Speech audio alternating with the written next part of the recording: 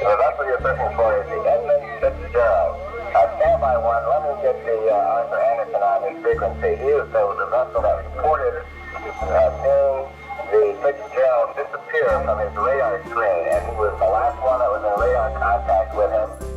The voice heard in emergency broadcast was Group Sioux Commander Captain Charles Milrat, who had just been on the job for 3 months and was now in charge of what is arguably the most extensive search ever in Great Lakes history. If you think you can safely go back into the area, I would request that you do so, but I have to leave that decision up to you.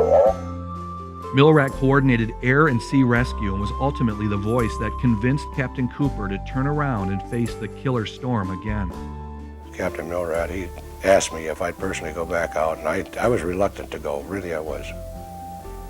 But he said there's a ship on the bottom, and I felt like saying there could be 2 if I go back, but I finally decided I'd go out. John, I'm afraid that I'm going to take a hell of a beating out there on it. Do you realize what the conditions are out there? Captain Milrat did know the conditions, having faced them in a late November gale in 1966. He was skipper of the cutter Acacia when the steamer Daniel J. Morrell ripped in 2 on Lake Huron. Acacia was only 20 miles from where the Daniel J. Morrell broke in 2, its bow sinking immediately and the stern sailing on for 5 miles. Only 1 man survived, 2 nights on a life raft wearing just a pea coat. You didn't have time between waves to catch your breath because you didn't know when they were coming. I mean, not catch your breath, but to get in a breath of air, And you'd stay underwater so long that your lungs would start to burn. And